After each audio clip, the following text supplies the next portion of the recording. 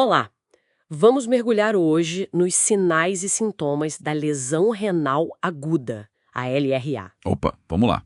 Temos um material bem completo aqui do Joel Samuel Mariano, detalhando como essa condição pode se manifestar, né? Sim, muito bom. A ideia é extrair o essencial para a gente entender essas apresentações, das mais silenciosas até as mais óbvias. Vamos lá, então? Vamos. E olha, o ponto de partida crucial é que a LRA nem sempre é assim barulhenta, não faz alarde. Ah, interessante isso. Em muitos casos, principalmente nos estágios iniciais, tipo o estágio 1 da classificação CADIGO, que ajuda a medir a gravidade, sabe? Sei. Aquela escala. Exato. Às vezes, as únicas pistas vêm do laboratório mesmo. Um aumento na creatinina sérica. Tipo quanto? Olha, um aumento de 0,3 miligramas por decilitro em 48 horas. Ou subir umas 1,5 a 1,9 vezes o valor que a pessoa tinha antes, o basal dela. Entendi. Ou então, uma diminuição no volume de urina. Cair para menos de 0,5 ml por quilo da pessoa por hora durante umas 6 a 12 horas. Nossa, bem específico. É. Os sintomas que a gente percebe mais claramente, aqueles que o paciente sente mesmo, costumam aparecer quando a coisa já está um pouco mais séria, tá? Entendi. Então, pode começar de forma quase invisível e esses sintomas mais claros, eles variam bastante, né? Muito. Imagino que dependa da causa. Se o problema é antes do rim, que chamam de pré-renal, E isso falta de fluxo sanguíneo, por exemplo.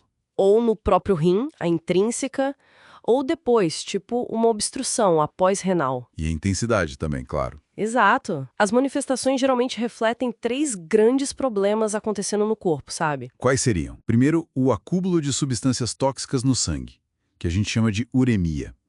Segundo, o desequilíbrio dos eletrólitos, tipo potássio, sódio, essas coisas. Uhum. E terceiro, o excesso de líquidos no corpo, a sobrecarga hídrica. Vamos olhar para os sinais mais comuns que esses problemas causam. Certo. Um que logo vem à mente é a mudança na quantidade de urina. Clássico. Urina pouco, a oligúria, tecnicamente, acho que é menos de 400 ml por dia, né? Isso, por aí. É bastante frequente, viu?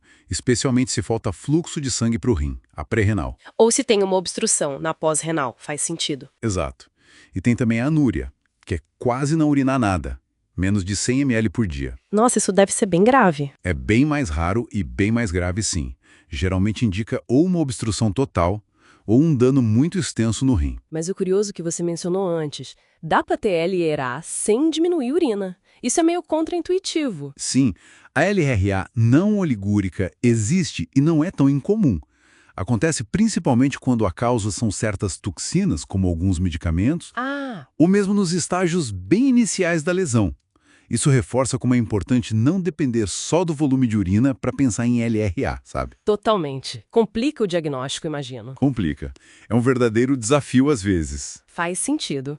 Outro sinal bem característico que o material traz é o inchaço, o edema. Sim, a retenção de líquidos. Pode aparecer nas pernas, tornozelos, mãos, né? Isso mesmo. E nos casos mais graves, a pessoa pode ter falta de ar porque o líquido acumula no pulmão, aí a coisa começa a conectar com outros sistemas de um jeito bem direto. O mecanismo por trás disso é fascinante de certa forma. Os rins simplesmente não dão conta de eliminar água e sódio como deveriam. Falham nessa função básica? Exato. Na RA pré-renal, por exemplo, o corpo até tenta reter sódio para manter a pressão sanguínea, só que isso acaba piorando o inchaço. Entendi. Uma coisa leva a outra. É. E essa sobrecarga de líquido pode ir parar nos pulmões, causando o edema pulmonar. Isso é perigoso, ainda mais se a pessoa já tem alguma condição no coração prévia. Nossa, bem sério. E os tais sintomas urêmicos? O material descreve um quadro bem desconfortável, cansaço, enjoo, vômitos, perda de apetite, até um gosto de metal na boca e coceira pelo corpo. Parece péssimo. São resultado direto do acúmulo dessas toxinas que eu falei, como a ureia e a creatinina. Elas irritam o sistema digestivo e afetam o bem-estar geral. Faz sentido o enjoo e a falta de apetite, então. Sim. E o cansaço, a fadiga, também pode piorar por causa da anemia, sabia? Anemia? Por quê? Porque o rim doente produz menos eritropoetina. É aquele hormônio que estimula a produção de glóbulos vermelhos no sangue. Ah, claro, a conexão com a produção de sangue. Esqueci disso. Pois é. E se essas toxinas causam tudo isso, imagino que o cérebro não saia ileso, né? Infelizmente, não. O material fala em confusão mental, sonolência excessiva, que é a letargia. Até convulsões em casos raros, é isso mesmo. Exatamente. É a chamada encefalopatia urêmica. As toxinas e também os desequilíbrios de eletrolitos, tipo potássio muito alto ou cálcio muito baixo, eles mexem com o funcionamento neurológico. Que perigo! Isso acontece mais nos estágios avançados da LRA, como o CADIGO 3, que é o mais grave. Entendi.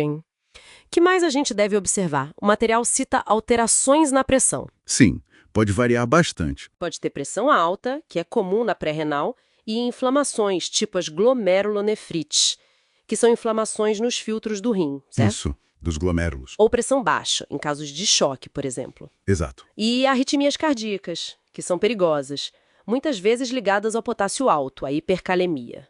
Fundamental checar o potássio nesses casos. Uma arritmia por hipercalemia é uma emergência médica. Imagino. Dor na lombar pode ser um sinal de quê?